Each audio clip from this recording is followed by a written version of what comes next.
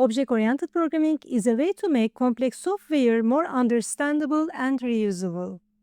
In this video, we'll explore the core concepts of object-oriented programming using a simple car example. Imagine you are building a car manufacturing application.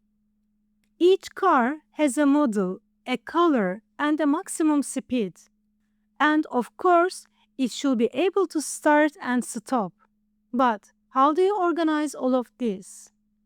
This is where classes and objects come into play. A class is a light blueprint. Defines the shared properties and behaviors of all cars. An object is a specific car created from this blueprint, like a real-world instance. It can have different models, colors, and speeds. Let's see how an object is created in Java. Car, my car, is equal new car. In this simple line, three things happen. A reference variable is declared. Car, my car. No object yet, just a placeholder. The object is instantiated. New car. A car object is created in memory. The construct runs. The reference is assigned. My car equal. The object is linked to the variable. The object can also be referenced by another variable. Car, reference car is equal my car. So, a question. What happened? My car is equal null. Now, reference car still pointed to the object. So, it wouldn't be deleted. But if we do this, reference car is equal null, no references are left. Now the object becomes eligible for garbage collection. An object life has 5 main stages: create, initiate, use, become unreachable, get collected by garbage collection. Object-oriented is built on 4 fundamental principles: encapsulation, polymorphism, abstraction, and inheritance. These help us write modular, reusable, and clean code. Encapsulation is for hiding data. Encapsulation means hiding data from the outside world. We don't want the car speed to be accessible directly. So in the car class, fields like speed or model are marked private. We provide access only dot, get, and set methods.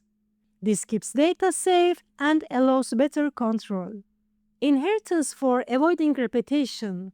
Inheritance means one class can take on the features of another. Our car class defines the common properties: model, speed, color. Now we want to create different types of cars like electric car or gas car. These classes extend the car class and inherit its features.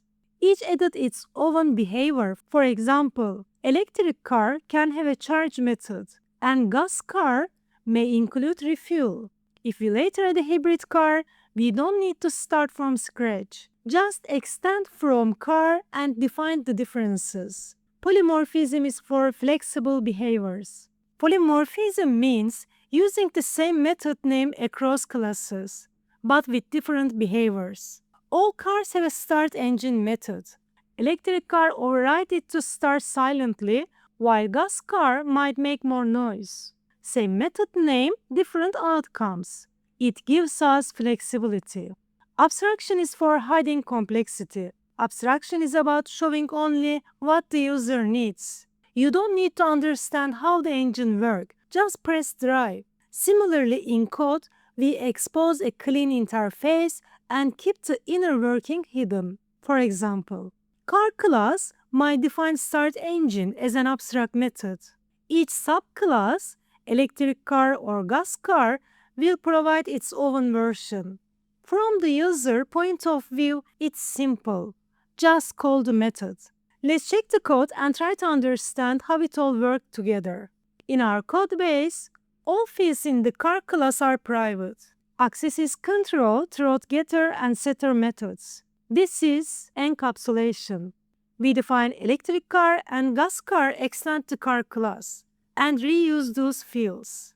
No need to redefine speed, color, or model.